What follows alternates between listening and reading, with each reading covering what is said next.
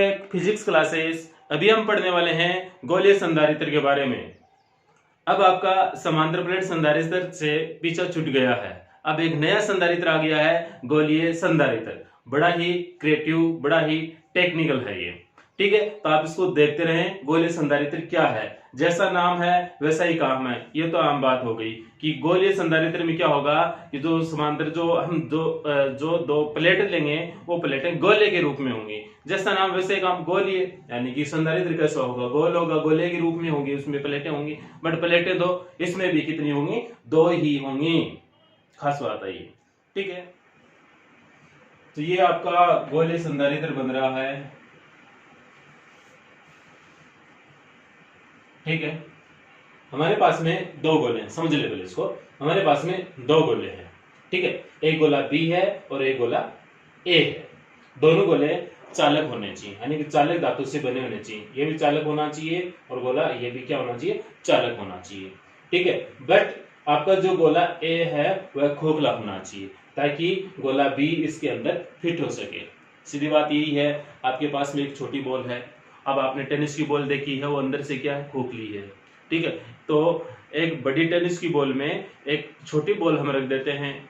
ठीक है, तो यदि ये बॉल की जगह यदि वहां पर कोई चालक सतह है तो वो क्या बन गया, आपका गोलीय संधारित्र बन गया। या फिर फुटबॉल या फिर छोटी गेंद की हम बात कर लें, आपके पास में बड़ा फुटबॉल है, अंदर से खोखला रहता है, उसके अंदर आपने कोई दूसरी कोई गेंद उसके अंदर रख दी। बट दोनों का केंद्र क्या होना चाहिए, सेम ही होना चाहिए। रखने की जो जगह है वो क्या होनी चाहिए, दोनों का केंद्र एक ही होना चाहिए। ये बात है। तो हमारे पास में भी सेम इसी प्रकार की है कि दो गोले हैं, इन दोनों गोलों की जो त्रिज्या हैं वो अलग अलग है। इसकी त्रिज्या है R2 और इसकी त्रिज्या कितनी है, R1 है।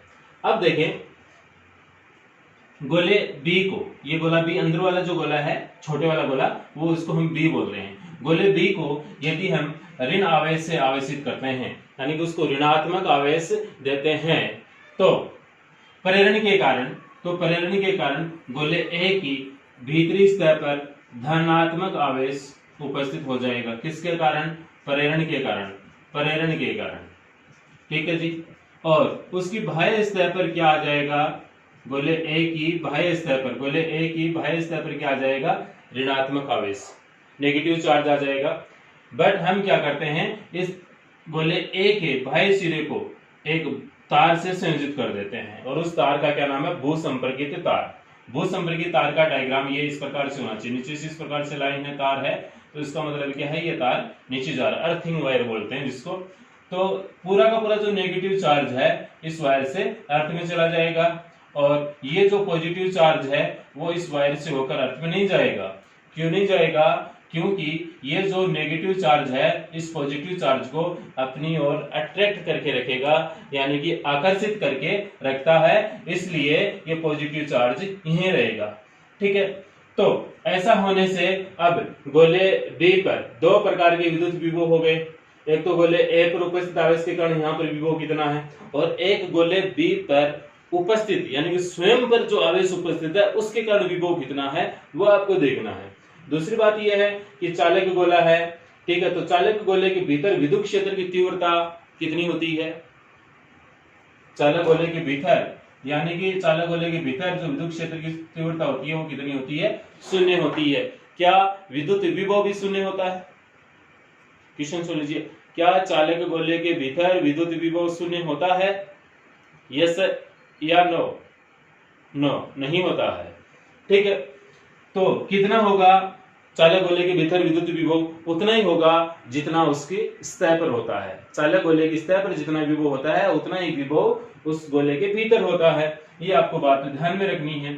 अब दूसरी बात यह है कि आपका जो गोलीय संधारित्र है वो है क्या, परस्पर दो चालक गोले जिनका केंद्र एक ही हो, यानी परस्पर दो सकेंद्रीय गोले जिनकी त्रिज्याएं क्या हो, एक ही हो, और परस्पर गोलीय संधारित्र कहलाएंगे। ठीक है, या फिर आप इसकी परिभाषा लिखना चाहें तो लिख लीजिए पहले कि परस्पर समान एवं विपरीत प्रकृति के आवेश से युक्त, परस्पर समान एवं विपरीत प्रकृति के आवेश से युक्त लगभग समान आकार वाले सेकेंडरी चालक गोले से बनी युक्ति गोले संधारित्र कहलाती है ना। ठीक है, परस्पर समान है विपरीत प्रकृति से। ठीक है, आप ये परिभाषा लिख लेना, मैं नहीं लिख रहा हूं। ठीक है, दूसरी बात यह है कि आप इसके कारण संधारित्र गोले संधारित्र के कारण धारिता कितनी होगी, हमें धारिता ज्ञात करनी है, यानी कि हमें C का मान ज्ञात करना है। ठीक है, तो पहले आप लिखें माइनस, या फिर ऐसे लिख सकते हैं गोले B पर उपस्थित आवेश के कारण इसकी सतह पर उत्पन्न विभव, इसको हम नाम दे देते हैं VB डैश, या VB डैश देते हैं। VB dash is equals to, विभव का फॉर्मूला क्या, 1 गोले का कितना होता है इसकी सतह पर 1/4 पाई एप्सिलॉन नॉट। आवेश कितना दे रहे हैं इसको, वो हम मान लेते हैं -q दे रहे हैं। कितना आवेश दे रहे हैं, -q। तो q अपॉन इस गोले की त्रिज्या कितनी है, कैपिटल R की जगह हम क्या लिख देंगे, R2, ये R2। और माइनस आवेश के कारण विद्युत विभव का मान भी क्या होता है, माइनस होता है, नेगेटिव। ठीक है, तो नेगेटिव साइन लगा दिया। इसको आप इक्वेशन दे दीजिए 1, इसको आप इक्वेशन दे दीजिए 1। गोले A पर उपस्थित आवेश के कारण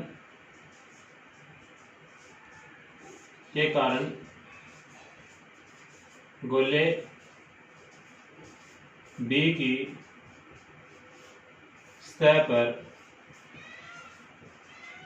विभव, गोले A पर उपस्थित आवेश के कारण गोले B की सतह पर विभव, यानी कि ये गोला आपका A है बड़े वाला, इस गोले A के कारण, A पर धनात्मक आवेश है, इस धनात्मक आवेश के कारण इस गोले B की सतह पर उत्पन्न विभव कितना होगा, अरे उत्पन्न विभव कितना होगा, उतना ही होगा जितना उसकी सतह पर है, क्योंकि चालक गोले के भीतर विद्युत विभव का मान वही होता है जो उसकी सतह पर होता है।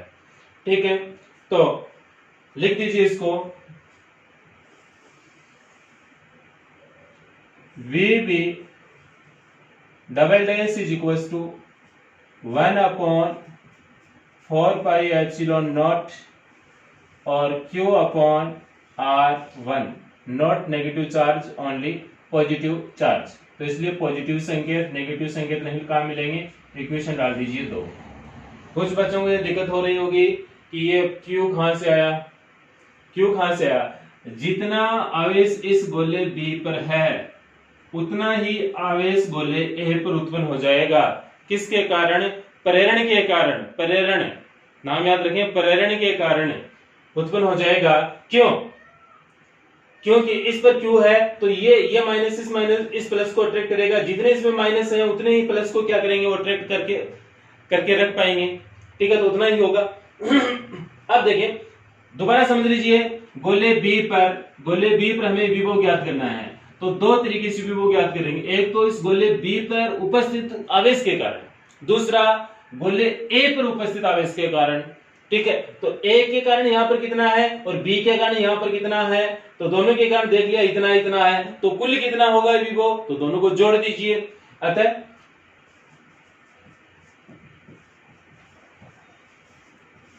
गोले B पर उपस्थित कुल आवेश, अरे आवेश क्यों, उपस्थित कुल विभव,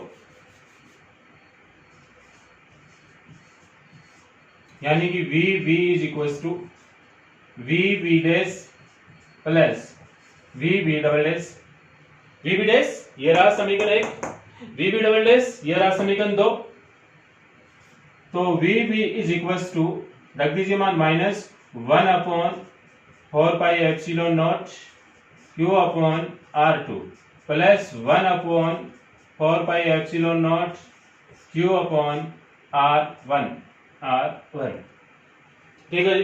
अब दोनों में जो यदि आपकी कॉमन लेने की इच्छा हो रही है तो कॉमन ले लीजिए, Q कॉमन आ रहा है, 4 पाई एप्सिलॉन नॉट भी कॉमन आ रहा है, जो अंदर है उसको अंदर रहने दीजिए। तो ये हो गया VB इज इक्वल टू, मैं ये कॉमन ले रहा हूं Q upon 4 pi epsilon naught, और साथ में मैं नेगेटिव साइन भी कॉमन ले रहा हूं, ये लो जी नेगेटिव साइन। ठीक है, तो अंदर क्या रिमेनिंग रहा, यहाँ पे 1 अपॉन R2, और यहाँ पे ये नेगेटिव साइन मैंने देखो बाहर लिया है, कंफ्यूज ज्यादातर बच्चे ये छोटी सी मैथमेटिक्स के कारण यहाँ पे गड़बड़ी कर देते हैं। यदि मैंने minus Q upon 4 pi epsilon not common लिया है तो ये वाला साइन चेंज हो जाएगा। यदि मैं यहाँ पे प्लस लेता तो ये वाला चिन्ह माइनस का रहता, ये प्लस ही रहता, बट मैंने माइनस भी बाहर रखा है इसलिए ये वाला साइन क्या हो जाएगा, चेंज। तो माइनस, ये यहाँ पर गड़बड़ी होती है, ये स्टेप गड़बड़ करने वाली है मैथमेटिक्स में, ये स्टेप आपकी गड़बड़ होती है। ठीक है, प्रत्येक साल जब बच्चों को पढ़ाते हैं उनकी कॉपियां चेक करते हैं टेस्टिंग की, तो 70% बच्चे को ये डेविएशन आते हुए भी यहाँ पर गड़बड़ कर देते हैं, प्लस माइनस का चक्कर गड़बड़ कर देते हैं जल्दबाजी में। तो आप इसको गड़बड़ ना करें, आप यहीं इसको इंडिकेट कर लें, आज के बाद दोबारा गलती नहीं हो आपसे। तो 1 अपॉन R1 लघुत्तम लेना आता है आपको, एलसीएम तो लीजिए।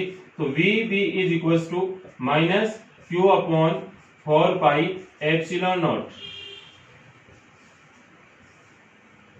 R1 R2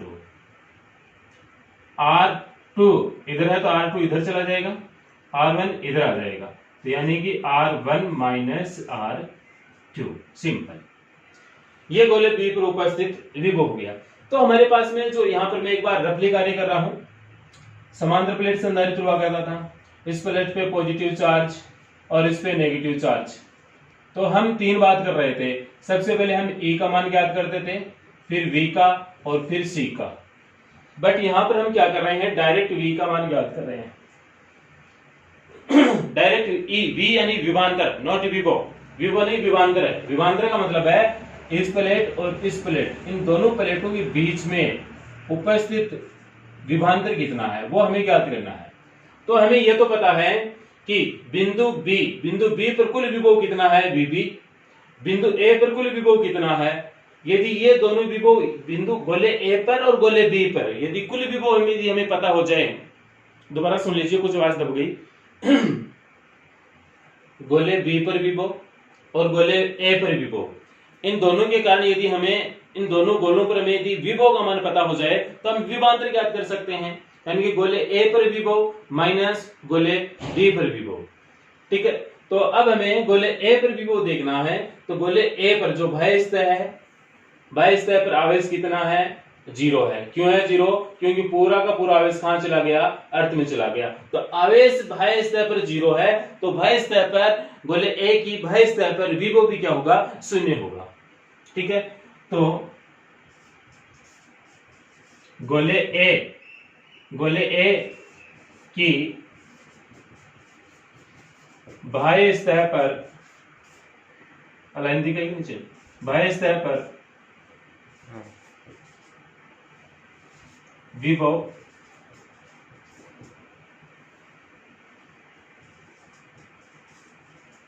आवेश 0 है। ठीक है, अतः VA इज इक्वल टू 0, अतः VA इज इक्वल टू 0। यहां पे मैंने लिखा है अतः VA इज इक्वल टू 0।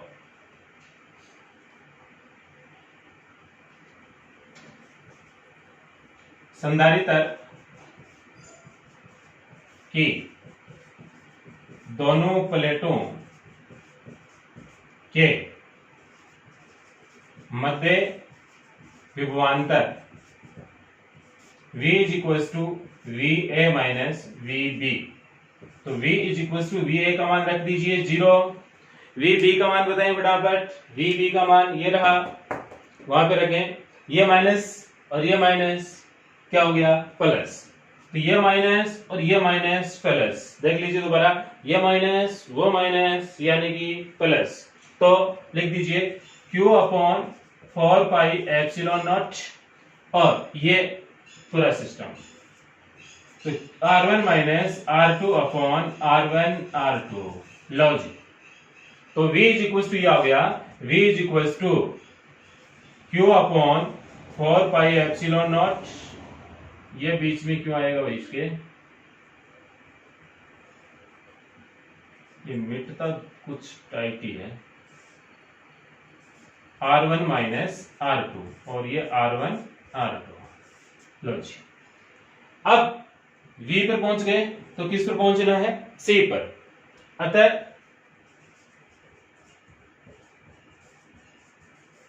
गोलीय संधारित्र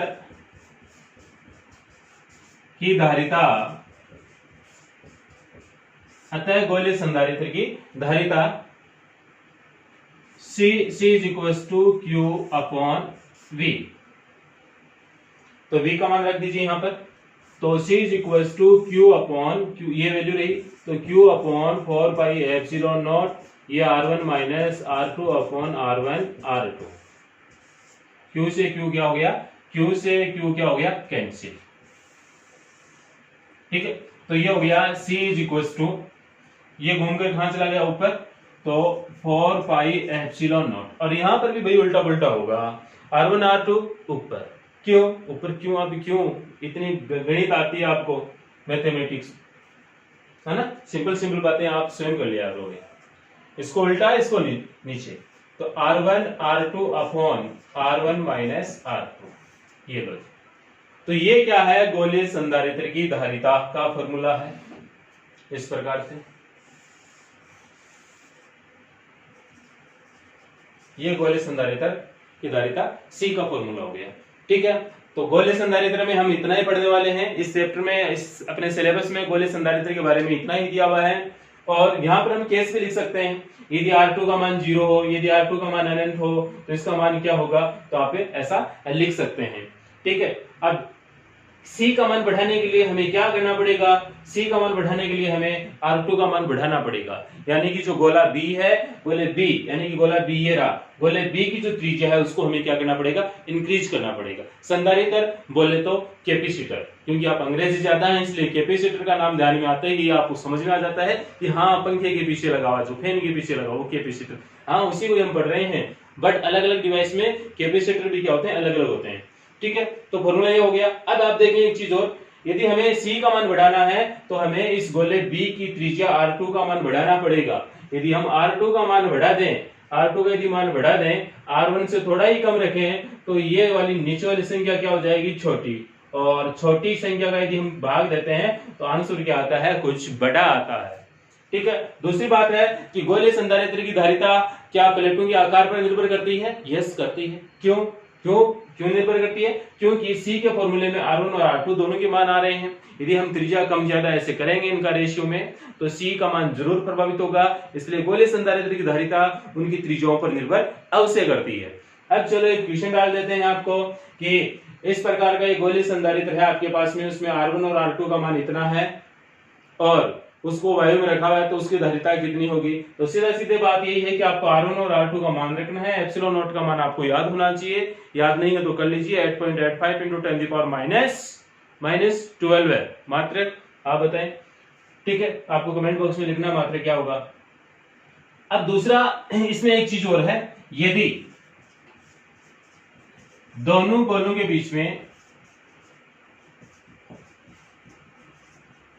B छोटी या बड़ी, जो भी आपको लगे, दोनों गोलों के बीच में यदि एप्सिलॉन R